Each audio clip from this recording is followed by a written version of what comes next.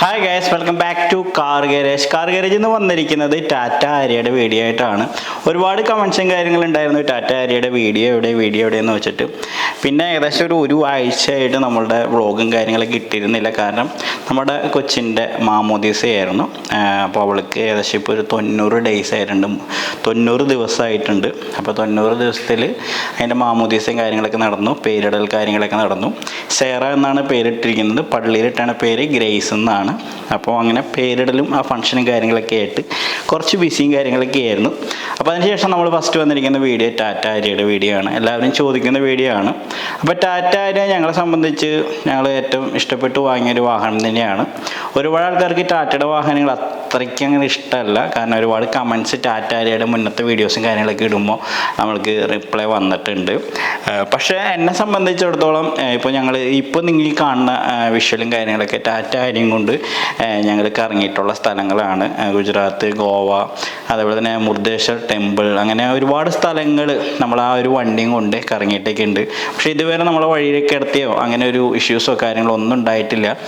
നമ്മൾ വാങ്ങി ആകെ ഒരു ഓൾട്രേഷൻ എന്ന രീതിയിൽ ചെയ്തത് അലോയിൽ ചേഞ്ച് ചെയ്തിട്ടുണ്ടായിരുന്നു, പിന്നെ കാരിയർ ഫിറ്റ് ചെയ്തിട്ടുണ്ടായിരുന്നു, പിന്നെ ഒരു ബാർ ലൈറ്റും കാര്യങ്ങളൊക്കെ ഫിറ്റ് ചെയ്തിട്ടുണ്ടായിരുന്നു.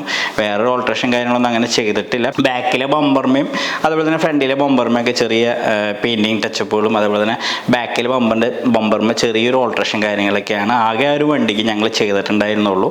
അത് കഴിഞ്ഞ് ഏകദേശം 2 വർഷം 3 വർഷത്തോളം ആയിട്ടുണ്ട് ആ വണ്ടി.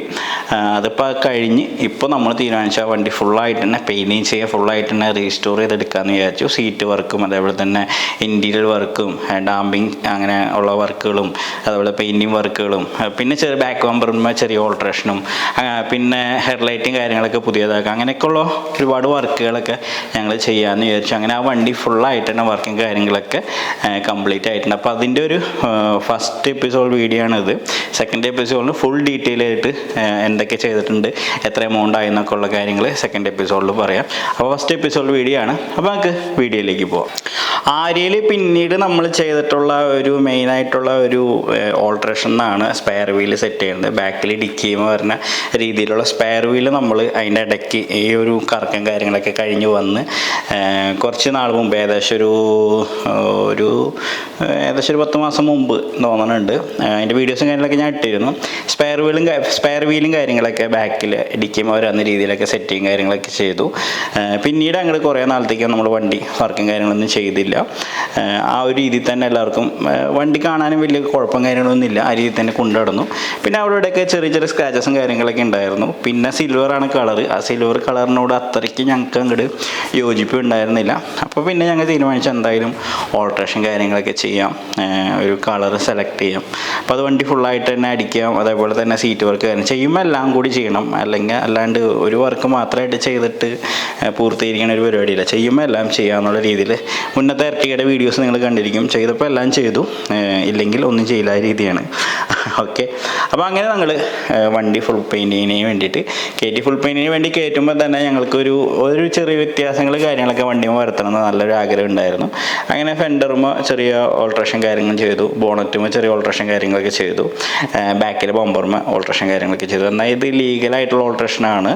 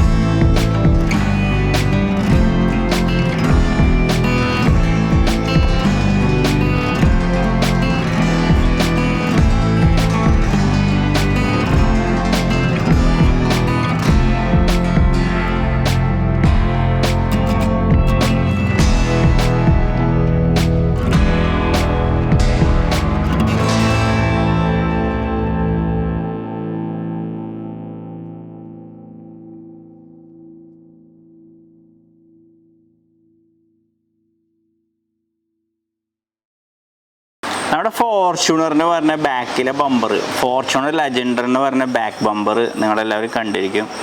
അപ്പോൾ നമ്മുടെ ടാറ്റ ആരിയയുടെ ബമ്പർ എന്ന് പറഞ്ഞിട്ടുണ്ടെങ്കിൽ ഏകദേശം ഇത്രത്തോളം വന്നിരുന്നു.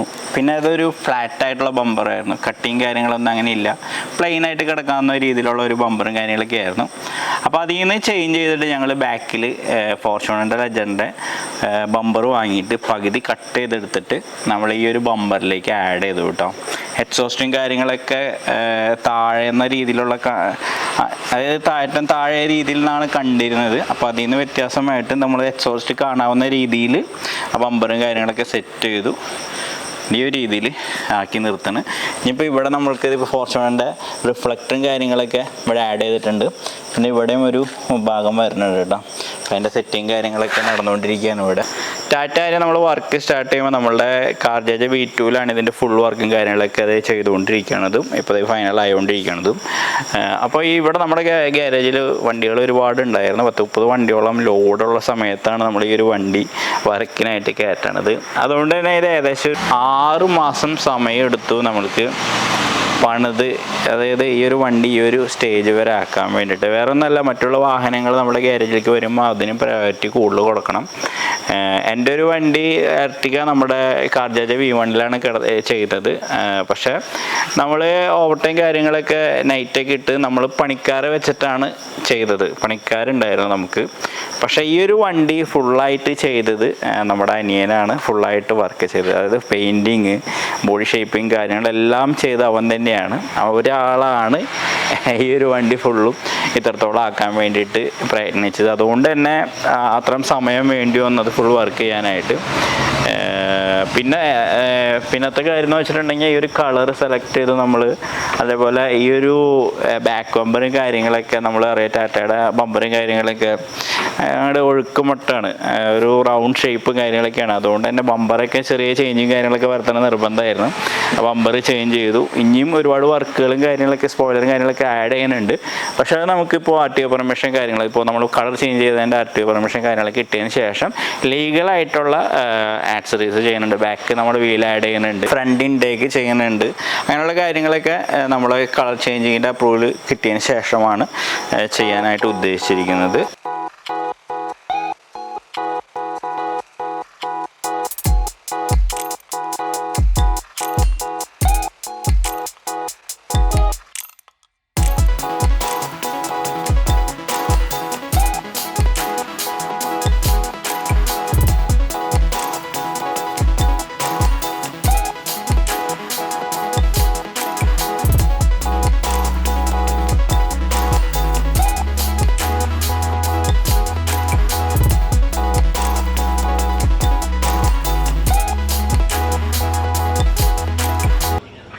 ഇപ്പോൾ സമയം 9:50 ആയിട്ടുണ്ട്. അതായത് 10 മണിയാവാൻ പോണ്. ആര്യ നാളെ ഇറങ്ങും. അപ്പോൾ അതിൻ്റെ ഫൈനൽ സെറ്റിങ് കാര്യങ്ങളൊക്കെയാണ് ഇപ്പോൾ നടന്നുകൊണ്ടിരിക്കുന്നത്.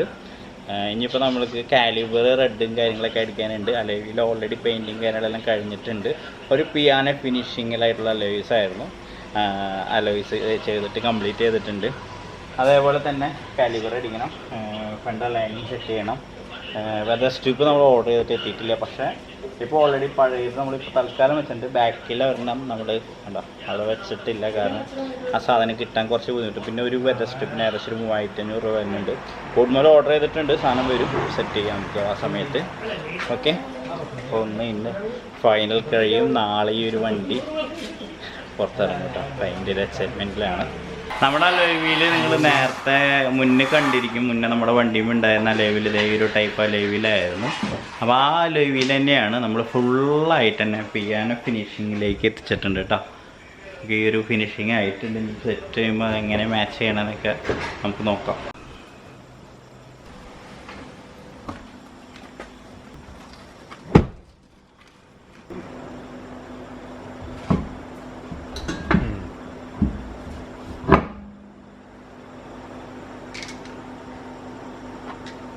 സ്റ്റീൽ ജാഗായിരുന്നു.